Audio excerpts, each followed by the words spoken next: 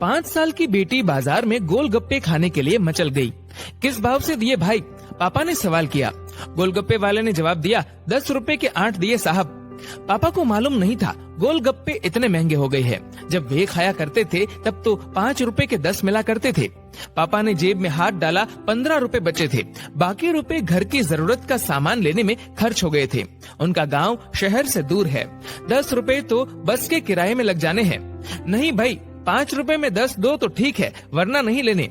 ये सुनकर बेटी ने मुंह फुला लिया और बोली, अरे अब चलो भी पापा, नहीं लेने इतने महंगे। पापा के माथे पर चिंता की लकीरें उभर आई। अरे खा लेने दो ना साहब, अभी आपके घर में है तो आपसे लड़कर भी खा सकती है। कल को पराए घर चली गई तो पता नहीं ऐसे मचल पाएगी या नहीं, तब आप भी तरसोगे बिटिया की फरमाइश पूरी करने को।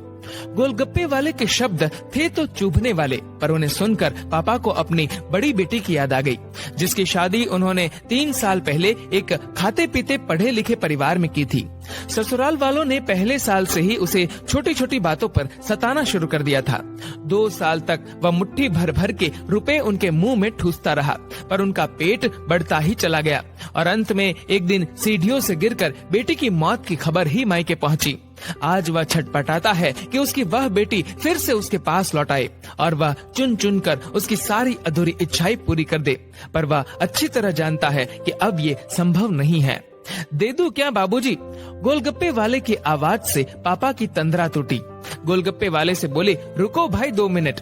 पास ही में किराने की दुकान थी, जहां से उन्होंने घर के लिए जरूरत का सामान खरीदा था। वे तुरंत उस दुकान पर गए और खरीदी गई 5 किलो चीनी में से 1 किलो चीनी वापस की तो 40 रुपए जेब में बढ़ गए। फिर ठेले पर आकर पापा ने डबडबाई आंखें पोंछते हुए कहा, अब खिला दे भाई। हाँ, तीखा जरा कम डालना, मेरी बिटिया बहुत नाजुक है। ये सुनकर 5 वर्ष की गुड़िया जैसी बेटी की आंखों में चमक आ गई और उसने पापा का हाथ कसकर पकड़ लिया। जब तक बेटी हमारे घर है, उसकी हर इच्छा जरूर पूरी करे, कोशिश करे उसे हर संभव खुशी देने की। क्या पता शादी के बाद उसकी कोई इच्छा पूरी हो पाए या ना हो पाए। ये बेटियां भी कितनी अजीब होती है। जब ससुराल में होती है तब मायके जाने को तरसती है, सोचती है कि घर जाकर माँ को ये बताऊंगी, पापा से ये मांगूंगी, बहन से ये कहूंगी, भाई को सबक सिखाऊंगी और मौज मस्ती करूंगी। लेकिन जब सच में मायके जाती है तो एकदम शांत हो जाती है, किसी से कुछ भी नहीं बोलती, बस माँ बाप भाई बहन से गले मिलती है, बहुत खुश होती है, भूल जाती है कुछ पल के लिए पति और ससुराल, क्योंकि एक अनोखा प्यार होता है मायके में, एक अजीब कशिश होती है मायके में। ससुराल में कितना भी प्यार मिले, माँ बाप की एक मुस्कान को तरसती है ये बेटियां। ससुराल में कितना भी रोए, पर मायके में एक भी आंसू नहीं बहाती ये बेटियां, क्योंकि बेटियों का एक भी आंसू माँ बाप भाई बहन को हिला देता है, रुला देता है।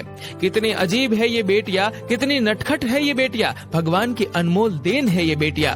हो सके तो बेटियों को बहुत प्यार दे, उन्हें कभी भी न रुलाए, क्योंकि ये अनमोल बेटी 2 परिवार जोड़ती है, 2 रिश्तों को साथ लाती है अपने प्यार और मुस्कान से। ईश्वर से प्रार्थना यही है कि सभी बेटियां खुश रहे हमेशा, भले ही वो मायके में हो या ससुराल में। खुशकिस्मत है वो लोग जो बेटी के बाप है, उन्हें भरपूर प्यार दे, दुलार करे, और यही व्यवहार अपनी पत्नी के साथ भी करे, क्योंकि वो भी किसी की बेटी है जो अपने माँ बाप का घर छोड़कर आपके साथ पूरी जिंदगी बिताने आई है। उसके पिता की सारी उम्मीदें सिर्फ और सिर्फ आपसे है।